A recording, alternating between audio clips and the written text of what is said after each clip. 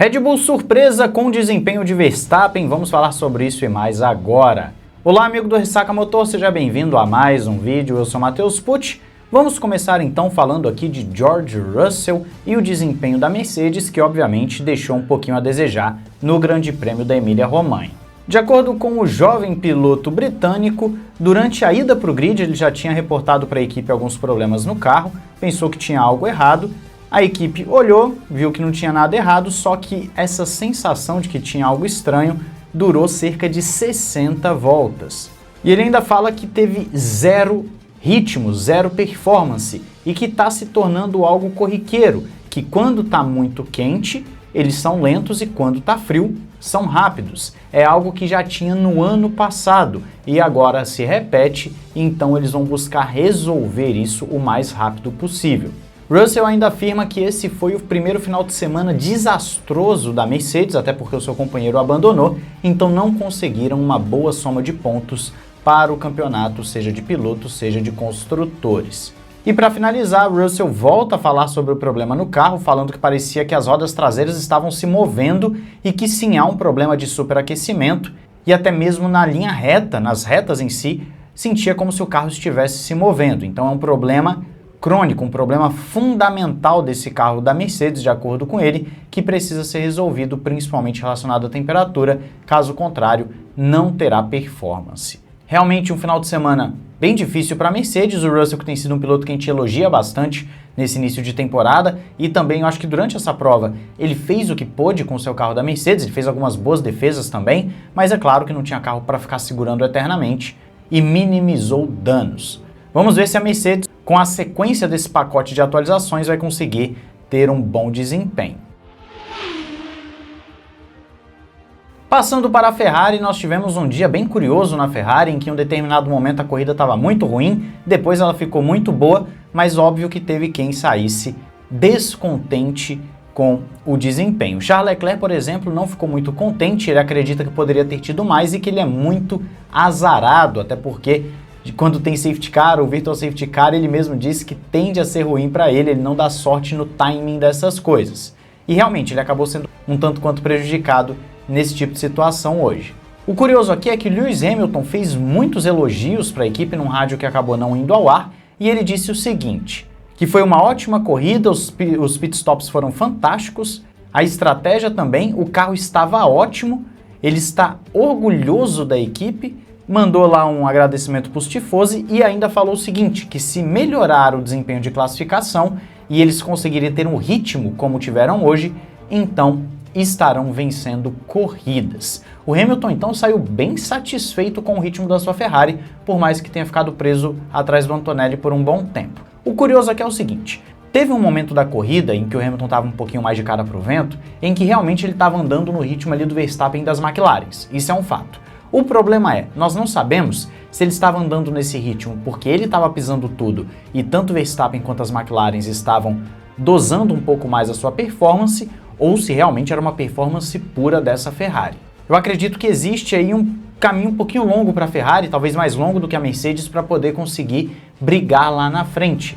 Mas o desempenho de classificação é sim muito ruim da Ferrari, isso é um fato, eles precisam melhorar isso. E o elogio do Hamilton talvez fique muito mais pelo resultado do que propriamente pela performance. De qualquer maneira, um quarto lugar para ele acabou sendo muito bom e é o melhor resultado dele até o momento pela Ferrari num domingo. Me fala o que você achou do desempenho da Ferrari aí nos comentários. Passando para a McLaren, Lando Norris não entende como a Red Bull estava tão rápida e fala que o segundo lugar foi o melhor que ele poderia alcançar. Falando a Sky após a corrida, Norris fala, segundo era o melhor que a gente podia alcançar hoje, Max estava rápido, a Red Bull estava rápida e nós não tínhamos uma resposta para eles, nem mesmo no último stint, que era um stint em que basicamente virou uma sprint race e eles estavam, tanto Norris quanto Verstappen, com pneus novos. Norris reitera que segundo era o melhor para eles e depois ele vai dizer que está muito satisfeito com os seus domingos.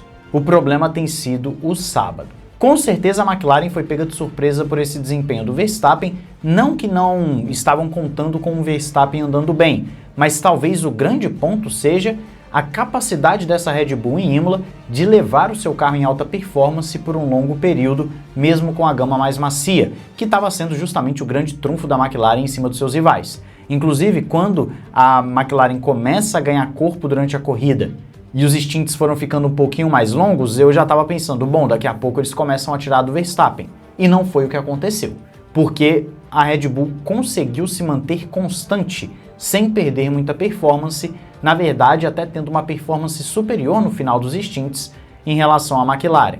Pode ter sido um grande prêmio isolado, mas de qualquer forma o Lando Norris já entendeu que eles não tiveram resposta hoje e pode ser que isso se repita. Vamos ver as próximas corridas para entender justamente isso. Partindo para o outro lado da garagem da McLaren, só que dessa vez falando da manobra do Max Verstappen e da corrida em si, Oscar Piastri falou o seguinte: ele acreditava que tinha tudo sob controle na primeira curva e foi um bom movimento do Verstappen, então agora ele vai estar esperto para a próxima vez. Ele não estava muito preocupado em perder a liderança, só que depois ele descobriu que o ritmo não estava lá.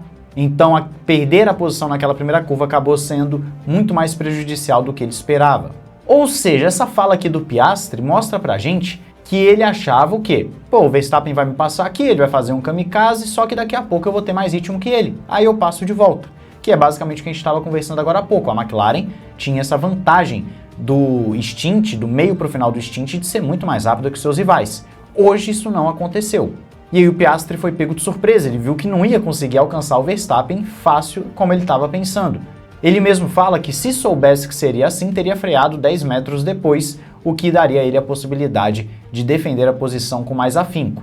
Não deixa de ter sido um grande movimento do Max, mas mostra como a McLaren estava se apoiando nessa questão dos pneus. Bastante interessante isso. Agora o pessoal deve estar coçando a cabeça para entender exatamente o que aconteceu.